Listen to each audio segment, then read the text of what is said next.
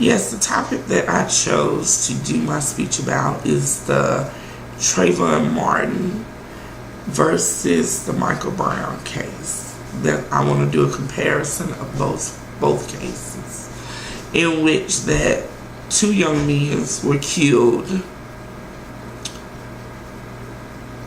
which I would say without thinking. Okay, the senseless killing of two young black youth. That's my topic. The Trayvon Martin case versus the Michael Brown case. This is very important to me because I'm currently raising two young black boys into being men. And why is this event is very important? Because of the stereotype and how the media and public plays a big part in it.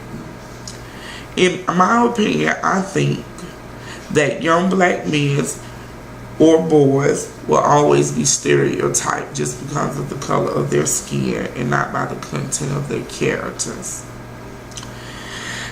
I wanted to compare these two stories because these situations did not only affect their family, affect their parents, but it affected children. It affected parents with children. Because we don't know what the future may hold. But it also make us think about our children and their future growing up in this very cruel world. With the comparison, first I want to do the Trayvon Martin story. This story was very shocking. It was very emotional to a lot of people. I think it could have been handled different, but that's just my opinion. But I did my research and I did find out by looking on the web with CNN, and I looked up some facts about this story, and there's a couple of them just stood out to me. First, it was, here's a look at what you need to know about the shooting death of a 17-year-old Trayvon Martin in February 2012. A former neighborhood watchman, Captain George Zimmerman, was acquitted of this crime in July 2013. I think that they should have found him guilty, not of murder, but it should have been something. They should have gave him something. Just because he disobeyed a direct order, don't get out the car. But instead, he followed this young man, and of course, we know the outcome of what happened.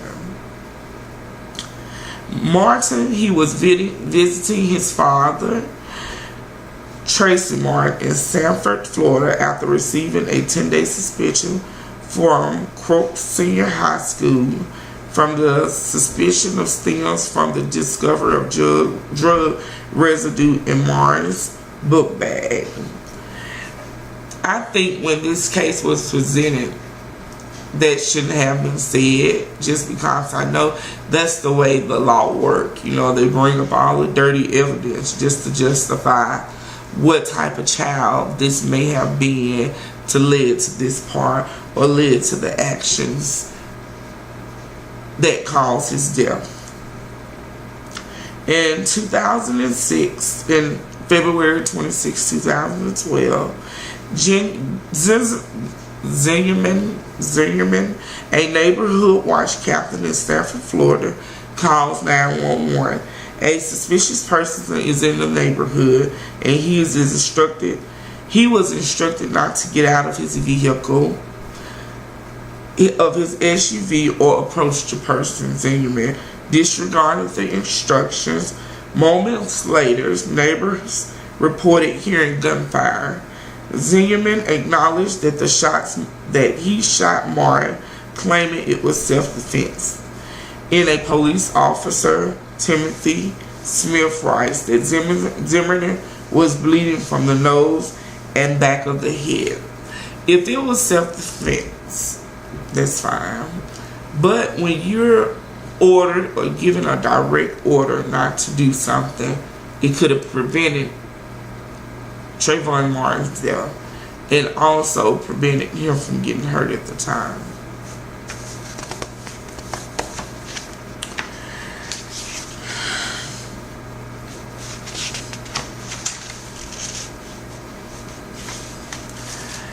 In April 11, 2012, Zimmerman is charged with second-degree murder.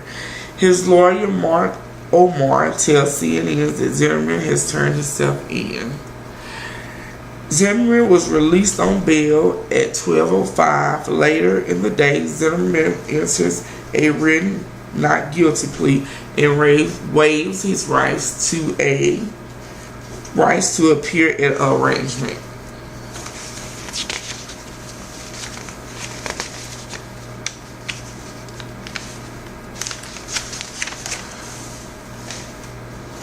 July 13th, 2013. An all-female jury was selected where they found Zimmerman not guilty of all charges.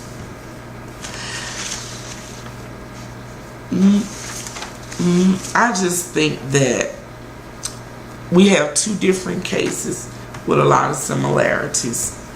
And with Michael Brown,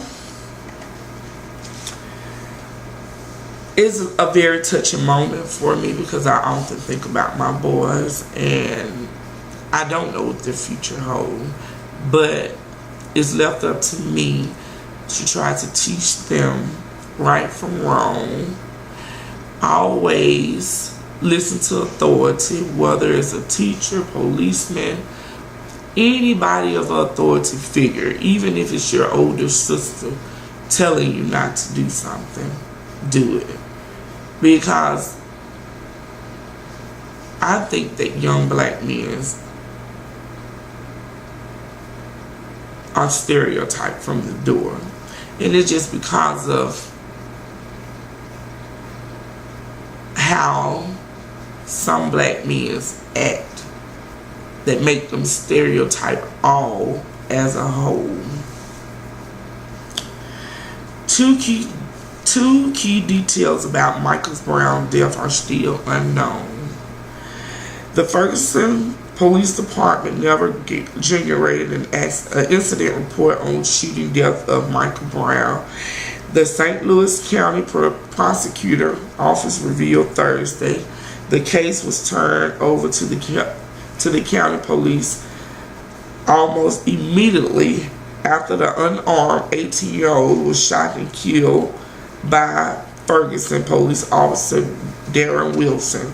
The prosecutor's office said, and no additional details or narrated will be forthcoming while a grand jury is impaneled to review the case and decide whether to indict the officer or not.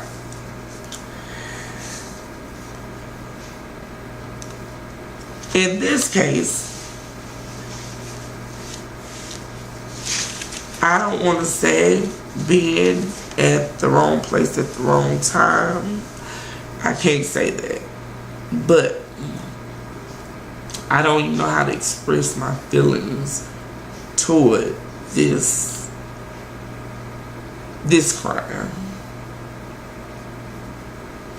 Because you just had a young black African American just walking along. They throwed out some evidence that might wasn't true. We don't know because we wasn't there. But we can only state how we feel about it. My hearts go out to both of the families because I feel like this never would have happened if they wasn't prejudged from the door. So that's why I said the Trayvon Martin case versus the Michael Brown case is two totally different cases with a lot of similarities. And in both cases, it left two young black men dead. and 2 grieving families, and also some unanswered questions. So that's why I chose to do this, because I know stereotyping will continue to go on, whether it's with anything. I know prejudice still go on, and it will always will, but it starts from the home. You have to teach your children, no matter what the color of your skin are, no matter what you have in life, always strive for the best. And always respect authorities. And also for the people that's always stereotyping, don't stereotype people as soon as you see them, or make a judgment just because you see the color of their skin. You have to think about, what if that was your child? Think about if you was on the other side, if you was a grieving parent, or you think that justice wasn't served for you and your family. This is all. This concludes my speech, and thank you.